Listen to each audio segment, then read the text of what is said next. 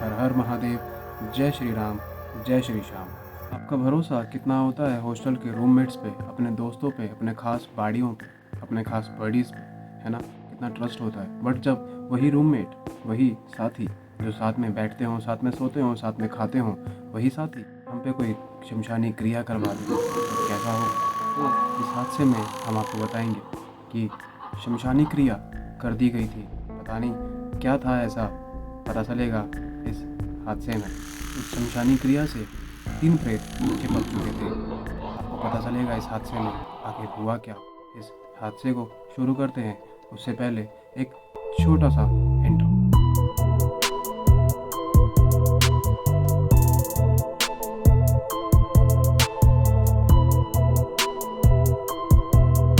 तो सबसे पहले अगर आप यहाँ तक आ चुके हैं तो इस वीडियो को अभी लाइक कर दीजिए, सब्सक्राइब कर दीजिए। सब्सक्राइब करेंगे तो बेल आइकन बटन ज़रूर दबा दीजिएगा और हमें सपोर्ट कीजिए। आपका एक छोटा सा सपोर्ट हमें बहुत आगे ले जाएगा। आप हमें सपोर्ट करेंगे, हमें सब्सक्राइब करेंगे, हम काफ़ी आगे जा सकते हैं।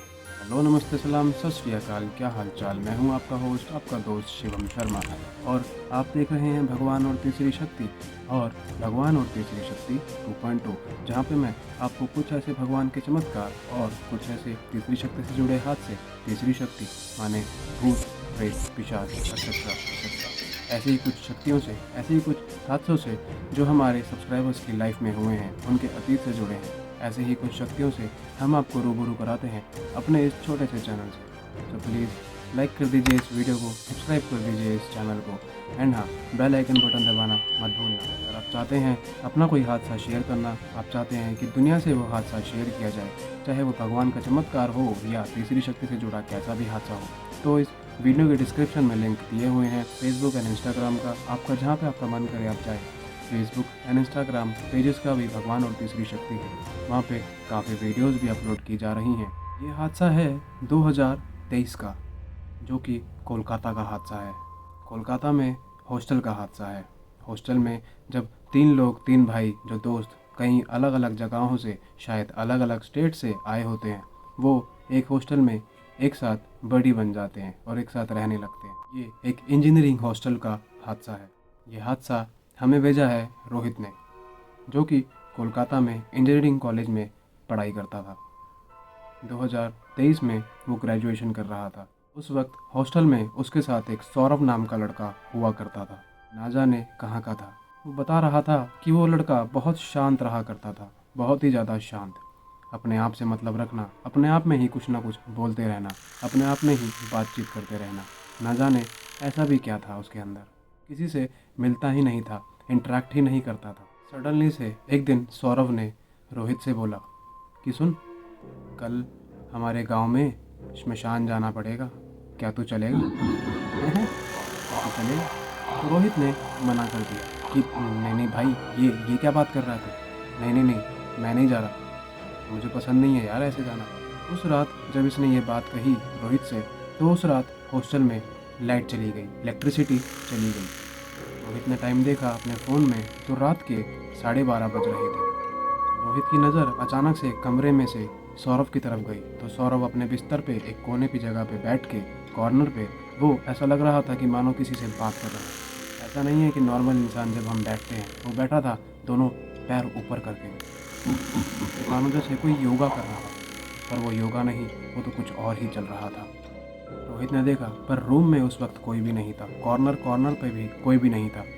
इतना भी अंधेरा नहीं था। उसके फ़ोन से टॉर्च जला रखा था, बट फिर भी उसको समझ आ रहा था कि ये आखिर बात किससे कर रहा है। और फिर अगले ही पल रोहित ने देखा कि कोई भी नहीं है उन दोनों के अलावा उस रूम में।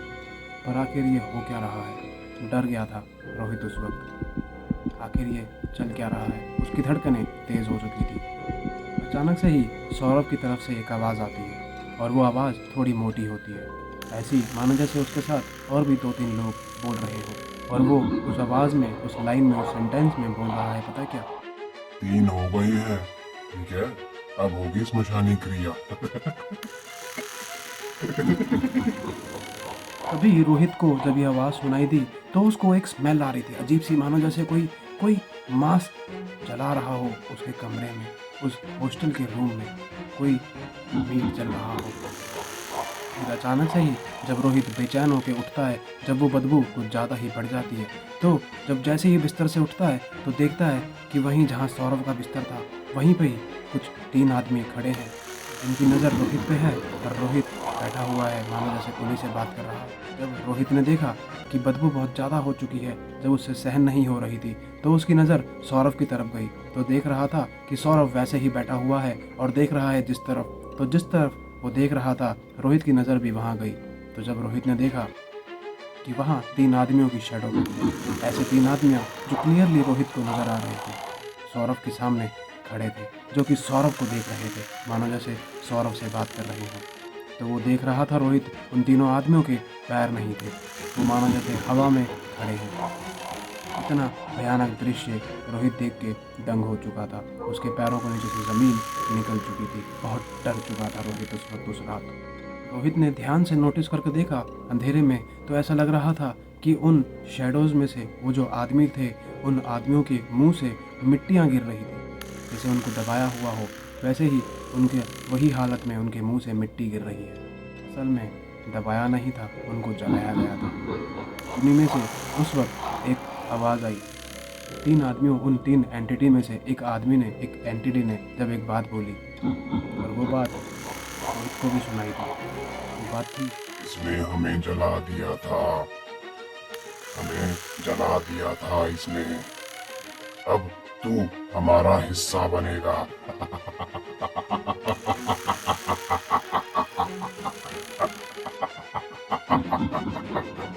अचानक से ही रोहित बता रहा था कि पता नहीं उसके सर में इतना दर्द हुआ कि वो बेहोश सा हो गया। ऐसा लगा कि मानो उसके सर पे किसी ने कुछ मारा और वो बेहोश हो गया। और फिर जब उसकी नींद खुली, वो सुबह भीड़ हो रखी थी हॉस्टल में उसके रूम में, वो भी काफ़ी डिस्टर्ब था। रोहित भी जब उठा तो उसके सर में दर्द हो रहा था। जब सब उससे पूछ रहे थे कि आखिर क्या हुआ, बता क्या हुआ, रात को क्या हुआ, तो रोहित को समझ नहीं आ रहा था कि क्या पूछ रहे हो, क्या गया, उसको समझ नहीं आ रहा था। पर फिर जब वार्डन ने, एचओडी ने, सब लोगों ने जब पूछा रोहित से कि बेटा कहाँ है सौरभ, कहाँ है, क्या हो गया, तुम लोगों के बीच में लड़ाई तो नहीं हुआ है, क्या हुआ है, रोहित को कुछ नहीं पता। जो आखिरी बार उसके साथ हुआ, उस वक्त रोहित ने देखा कि सौरभ पूरे हॉस्टल में नहीं है, सौरभ गायब हो चुका। अचानक से ही पुलिस आ गई। पुलिस ने सब कुछ देखा। जब जो सच निकला तो पता चला कि वो जो सौरभ था, वो सौरभ शमशानी क्रिया किया करता था। उस सौरभ ने 3 लाशों को इलीगली जला दिया था अपनी शमशानी क्रिया करने की वजह से। ये 3 लाशें थी जो उस वक्त शमशान से निकल के सौरभ के सामने खड़ी थी जब रोहित उसे देख रहा था। पर हाँ, उन तीनों लाशों के कपड़े उसी सौरभ ने वहीं कहीं हॉस्टल रूम में, कहीं हॉस्टल में छुपा रखे थे। शायद यही वो, मतलब इसी वजह से वो एंटिटीज़, वो जो 3 एंटिटीज़ थी जिन लाशों को इसने जलाया था सौरभ ने अपनी क्रिया की वजह से, उनकी एंटिटीज़ शायद इसीलिए वहाँ भटक रही थी, स्टक थी उनके कपड़ों की वजह। आज भी वो रूम सील हो रखा है। वो हॉस्टल तो चल रहा है, पर वो जो हादसा है, और कई हादसे वहाँ और भी हो चुके हैं, पर लोगों से छुपाए जा रहे हैं। वो हॉस्टल का नाम तो हम नहीं बता सकते, पर हाँ, हादसे सारे रियल होते जा रहे हैं। लोगों ने कई बार नोटिस किया है, जो वहाँ पे बच्चे रहते हैं, स्टूडेंट्स रहते हैं, उन लोगों ने कई बार नोटिस भी किया है कि अचानक से रात को चीखें सुनाई पड़ने लगती हैं, और ऐसा लगता है कि ऊपर से 3 आदमियों की शैडो एक बच्चे को खींच के ले जाई जा रही है। मतलब उस बच्चे का पैर पकड़ के उस बच्चे को खींच के ले जाए जा रहे हैं। ऐसा लगता है कई बार लोगों ने एनकाउंटर भी किए हैं कि 3 एंटिटीज़ जो किसी न किसी बच्चे का पैर खींच के ले जाए जा रहे हैं। तो उस रात के बाद, सौरभ के गुजरने के बाद कुछ टाइम तक वो हॉस्टल सील कर दिया गया था, वो रूम भी सील कर दिया गया था। पर हाँ, रोहित ने बताया कि कहानी वहाँ ख़त्म नहीं हुई थी। 1 महीने बाद हॉस्टल खुल चुका था, पर वो रूम नहीं खुला था। पर करते करते 3 महीने बाद भी रूम खुल चुका था, और उस वक्त एक नया बच्चा अलॉट हुआ था वहाँ पे। नई स्टेट का बच्चा, नया बच्चा आया था उसी रूम में। पहली ही रात उसने वार्डन को कॉल कर दिया था, उसी बच्चे ने, जो नया बच्चा आया था उसी रूम में। कॉल पे वार्डन को क्या कहा, सर मेरे रूम में कोने पे ना 3 लोग खड़े दिख रहे हैं सर, मुझे डर लग रहा है सर, ये हमारे कॉलेज के ही हैं क्या सर, मैं जानता नहीं हूँ इनको सर, मेरे तो रूममेट में फ़िलहाल कोई आया नहीं ना सर, मेरा रूम में कोई नहीं है ना फ़िलहाल तो, लेकिन ये 3 लोग कहाँ से आए सर, ये मैथ्स के हैं क्या सर, सर मेरे को डर लग रहा है सर, प्लीज़ मेरे पास आ जाओ सर, मेरे रूम में आ जाओ सर, सर मेरे को घर जाना है सर, प्लीज़ मेरे पेरेंट्स को फ़ोन करो सर, सर मेरे को डर लग रहा है। बड़ा परेशान उसको कॉल पे वो बता रहा था वार्डन को। आधी रात वो लड़का वार्डन को फ़ोन करता है उस वक्त जब वो डर रहा होता है, क्योंकि उसको उस वक्त सोते टाइम काफ़ी वहाँ डिस्टर्बेंस हो रही थी, मानो जैसे वहाँ पे कई लोग बात कर रहे हैं, मानो जैसे उसकी चद्दर कोई खींच रहा हो, उसका बेड कोई हवा में उठा रहा हो, कोई वहाँ पे अजीब सी क्रीपी हंसी हंस रहा हो, अजीब अजीब से वहाँ पे चीज़ें हो रही थी। और फिर जब आधी रात में 3 बजे उठ के जब उसने देखा उसी नए लड़के ने, तो उस वक्त उसने 3 आदमियों को वहाँ खड़े देखा, वैसे ही हालत में, कटे पीटे हवा में उड़ते हुए बिना टांगों वाले आदमी, जिनकी गर्दनें घूम रही थी और अजीब सी क्रीपी हंसी वो हंस रहे थे। और फिर हुआ क्या कि वो उस वक्त डर के वार्डन को फ़ोन करता है। वार्डन जैसे ही कुछ ही देर में, आधे घंटे बाद कहीं बाहर होता है, वो शायद अपने क्वार्टर में, अपने घर में होता है। क्वार्टर थोड़ा सा दूर होता है, वहाँ से वॉकिंग डिस्टेंस होता है। तो जब वो वहाँ से चल के आ रहा था अपने क्वार्टर से वार्डन, इतने में ही जब वो उस रूम तक पहुँचता है जहाँ वो नया लड़का अलॉट हुआ था, जैसे ही वो रूम में पहुँचता है अंदर से लॉक लगा होता है, तो फिर वार्डन मैस वालों को जगाता है, सबको जगाता है। वो जो रूम का जो लॉक होता है उसके डोर का, उस नए लड़के के रूम का, तो वो तोड़ा जाता है। जब तोड़ के देखते हैं तो उस बच्चे का कोई वजूद उस रूम में दिख नहीं रहा होता है, उस नए बच्चे का। फिर जब ये लोग ध्यान से देखते हैं तो बेड के नीचे से ही न जाने कैसे तोड़ के मरोड़ के उस बच्चे की बॉडी को मार के बेड के नीचे घेर रखा होता है। फिर जब पुलिस वाले आते हैं, उसका फ़ोन वगैरह चेक होता है, उसके लगेज वगैरह चेक होता है, सब कुछ चेक होता है। पता नहीं चल रहा होता है कि आखिर ये बच्चों की मौतें हो कैसे रही।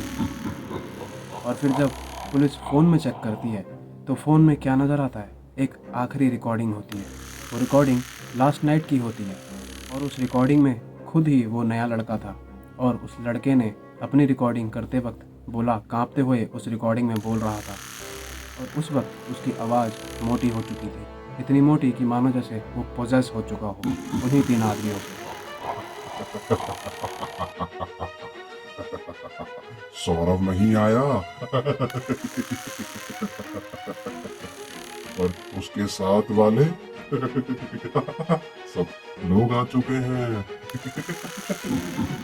ये सब देख के पुलिस ने केस बंद कर दिया, क्योंकि कोई कंक्लूजन तो निकल ही नहीं रहा था, समझ उनको आ ही नहीं रहा था कि आखिर हो क्या रहा है और रीज़न में लिखा क्या था, केस बंद करने का रीज़न आखिर था क्या।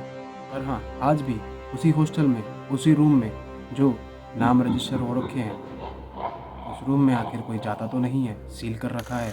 वो हॉस्टल भी अब सील कर दिया है, क्योंकि पुलिस वालों ने ये केस तो बंद कर दिया था, पर साथ ही साथ वो हॉस्टल भी बंद कर दिया गया था, क्योंकि हो सकता था शायद उस हॉस्टल की वजह से कई लोगों की, कई बच्चों की जानें जा रही थी, तो सब कुछ सील कर दिया था।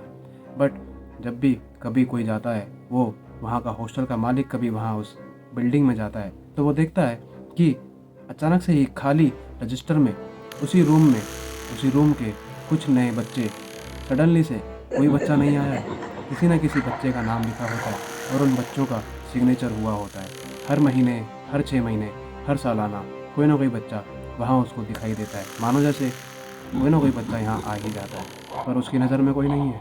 हॉस्टल बंद है, किसी बच्चे को वहाँ लिया नहीं जा रहा है, फिर भी न जाने कहाँ से बच्चों की आत्मा दिख जाती है उसको, उन बच्चों की रूहें, उन बच्चों के सिग्नेचर उस रजिस्टर, उस रिपोर्ट पे नज़र आते हैं। और वही कई लोगों ने देखा है कि वही 3 आत्माएं जो अब कई बच्चों को मार चुकी है, उन बच्चों के साथ वहीं उसी हॉस्टल में भटक रही है। सौरभ की भी भटक रही है और वो 3 आत्माएं भी, जो 3 लाशों को उसने जलाया, जिनको मुक्ति नहीं मिली, उन्हीं लोगों ने सबको ख़त्म किया। और फिर उसके बाद करते करते कई सालों तक कई बच्चों को ख़त्म किया है। कई सारे बच्चे आज की डेट में, कई सारे लोग उस हॉस्टल में अब भटक रहे हैं। जी हाँ, यह हादसा 100% रियल है।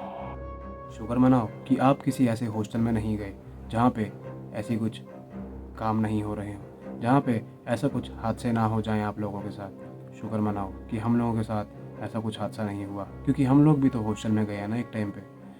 तो ये हादसा यही समाप्त होता है। Thank you so much Rohit, आपने हमें यह हादसा भेजा, थैंक यू सो मच। तो आप लोगों को भी अगर अपना हादसा हमसे शेयर करना है तो इस वीडियो के डिस्क्रिप्शन में लिंक दिए हुए हैं फेसबुक और इंस्टाग्राम का, जहाँ पे आप हमें अपना हादसा शेयर कर सकते हैं। फेसबुक और इंस्टाग्राम के पेजेस का भी, भगवान और तीसरी शक्ति के। आपका जहाँ पे भी आपका मन करे आप फॉलो करें, हमें अपना हादसा अपना भेज सकते हैं। अगर आप यहाँ तक देख चुके हैं हमारी वीडियो तो थैंक यू सो मच है, और स्टे ट्यून रहें। बहुत जल्द बहुत सारी कहानियाँ आने वाली हैं जो कि वाकई में रियल हैं। तब तक के लिए खुश रहें, स्वस्थ रहें। हर हर महादेव। जय श्री राम, जय श्री श्याम।